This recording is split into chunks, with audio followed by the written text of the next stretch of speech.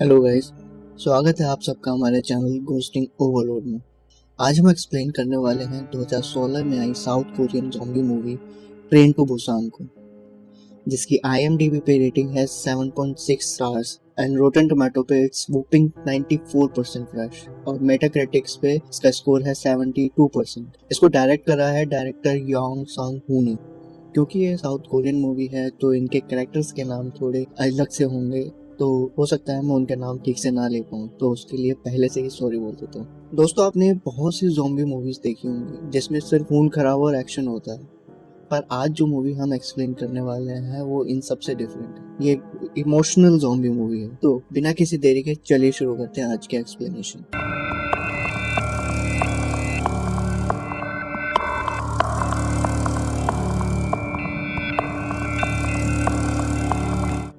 तो मूवी के पहले सीन में हम देखते हैं कि एक टेम्पो वाला एक हिरन को टक्कर मार देता है, जिससे हिरन की मौत हो जाती है। टेम्पो वाला पहले से ही काफी परेशान होता है, तो वो हिरन को छोड़कर वहीं चला जाता है। उसके जाते ही वो हिरन वापस खड़ा हो जाता है और वो बिल्कुल भी नॉर्मल नहीं लग रहा था और वो एक ज़ॉम्बी में तब्दील हो चुका था। अगले सीन में हम देखते हैं कि शॉक वो, जो कि एक फंड मैनेजर है और एक सिंगल फादर भी है जिसका डाइवोर्स होने ही वाला है। आगे हम देखते हैं कि शॉक वो अपने घर आता है और अपनी बेटी सुजैन के लिए उसका बर्थडे गिफ्ट लेकर आता है, पर वो सेम गिफ्ट पहले भी ला चुका था, जिससे पता चलता है कि शॉक अपने काम में इतना बिजी रहता है कि उसे ये भी याद नहीं रहा। खैर, सुआन को सिर्फ अपनी मम्मी से मिलना था, तो ये दोनों बुसान के लिए निकल जाते हैं। सीन शिफ्ट होता है और शॉल स्टेशन पर आता है, जहाँ बुसान जाने के लिए ट्रेन तैयार थी। और यहाँ हम मिलते हैं मूवी के कुछ इम्पोर्टेंट कैरेक्टर से, जिनमें से एक बोगी में एक हाई स्कूल बेसबॉल टीम थी, एक COO यंगशुक, दूसरे डब्बे में दो एजेड बहनें होती हैं, इनगिल और जोंगिल, और एक वर्किंग क्लास हस्बैंड सांग हुआ, उसकी प्रेग्नेंट बीवी सियोंगकोंग, और हाँ, एक होमलेस व्यक्ति भी। तो जैसे ही ट्रेन निकलने वाली होती है तभी एक लड़की ट्रेन में चढ़ जाती है, जिसके पैर पर किसी के काटने का निशान था, और थोड़ी देर में वो ज़ॉम्बी भी बन जाती है और ट्रेन अटेंडेंट को काट लेती है, जिससे वो भी ज़ॉम्बी बन जाती है। और देखते ही देखते ट्रेन में ज़ॉम्बीज की भीड़ हो जाती है और अब शॉक और बाकी लोग अपनी जान बचाते हुए उन बोगीज में जाते हैं जहाँ इन्फेक्शन नहीं फैला था। उसके बाद ट्रेन में न्यूज़ ब्रॉडकास्ट से पता चलता है कि ये इन्फेक्शन पूरे देश में फैल गया है और देश में नेशनल इमरजेंसी घोषित कर दी गई है। पर इनका क्या जो ट्रेन में फंसे हुए।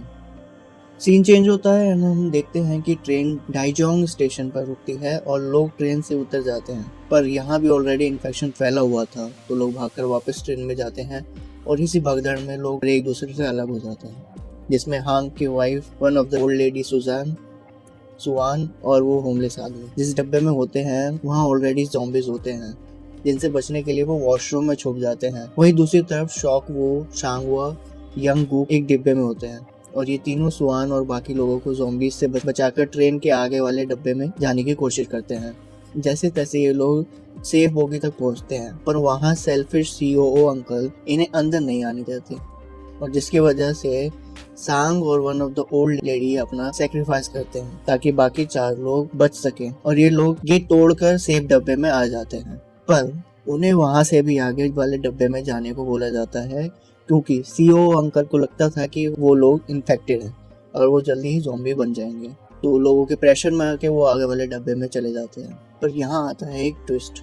याद है ओल्ड लेडी सिस्टर्स, जिनमें से एक ज़ॉम्बी बन गई थी और एक बाकी थी। तो जो ओल्ड लेडी थी उन्हें अपनी बहन का बहुत दुख होता है और इसी गिल्ट में वो जाकर ज़ॉम्बीज वाले गेट को खोल देती हैं, जिससे सारे ज़ॉम्बीज सेफ बोगी में भर जाते हैं। This is called instant Karma.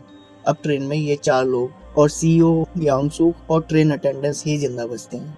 अगले सीन में देखते हैं हम ट्रेन बुसान पहुंचने वाली होती है कि शॉक के पास उसके मैनेजर का कॉल आता है, जो बताता है कि बुसान में आर्मी ने सिचुएशन संभाल ली है। तो आगे हम देखते हैं कि ट्रेन का रास्ता ब्लॉक हो जाता है क्योंकि ईस्ट टैगोर स्टेशन पर पटरियां बंद थी और बाकी बच्चे लोग दूसरी ट्रेन को ढूंढने में लग जाते हैं। इसी बीच सेल्फिश CEO अंकल एक बार फिर अपनी सेल्फिशनेस दिखाते हैं और अपनी जान बचाने के लिए वो ट्रेन अटेंडेंट, ट्रेन ड्राइवर और जिन ही को ज़ॉम्बीज का चारा बना देते हैं, जिनसे इन सब की मौत हो जाती है। और जिन ही के ज़ॉम्बी बनने के बाद यांग गूक बहुत ड्रामेटिक हो जाता है और उसी के साथ रहता है और थोड़ी देर में जिन ही उसको भी काट लेती है और वो भी ज़ॉम्बी बन जाता है।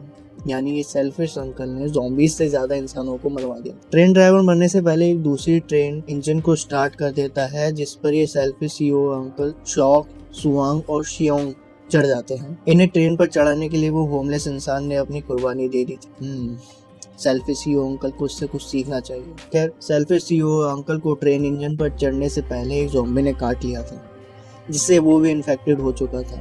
और जब शॉक उसे देखता है तो पहले तो उसे घर पहुंचाने की रिक्वेस्ट करता है, पर थोड़ी देर में वो भी ज़ॉम्बी में बन जाता है और शॉक और बाकी लोगों पर हमला कर देता है। अब सुआन और स्वांग को बचाने के लिए शॉक सीईओ अंकल से लड़ता है, जिस बीच सीईओ अंकल उसे भी काट लेते हैं, पर फिर भी वो सेल्फिश सीईओ अंकल को ट्रेन से नीचे फेंक देता है और ज़ॉम्बी बनने से पहले सुआन और सुआंग को ट्रेन के इंजन में बैठा देता है और खुद पीछे की तरफ जाकर ज़ॉम्बी बनते बनते सुआन के जन्म के टाइम को याद करके मुस्कुराते हुए ट्रेन से कूद जाता है। ये था एक पिता का सैक्रिफाइस अपनी बेटी के लिए। And this was the most emotional moment of this film. Literally आपको रोना आ जाएगा।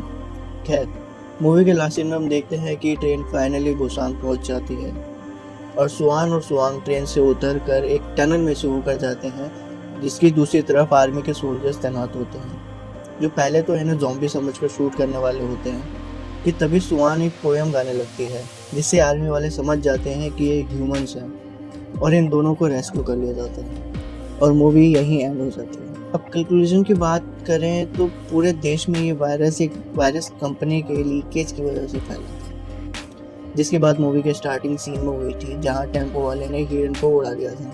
एंड उसका मेन रीज़न था उस कंपनी के शेयर बिक जाना, जिसकी वजह से वो वायरस सिक्योरिटी पर पैसा नहीं लगा पाए और वायरस लीकेज हो गया। और इन सब का अगर कोई दोषी है तो वो है शॉक, क्योंकि उसी की कंपनी ने वायरस कंपनी के सारे शेयर्स बेच दिए थे। सो गाइस, ये थी आज की एक्सप्लेनेशन। आई होप आपको ये मूवी अच्छे से समझ आई होगी, और अगर कहीं पे मैंने कोई मिस्टेक कर दी हो तो उसके लिए माफ़ी मांगता हूँ। और अगर वीडियो पसंद आई है तो इसे लाइक कर दीजिए और चैनल को सब्सक्राइब कर दीजिए, क्योंकि हम अगले वीडियो में ट्रेन टू बुसान के अगले पार्ट को एक्सप्लेन करने वाले हैं। सो अभी के लिए इतना ही, मिलते हैं अगली वीडियो में।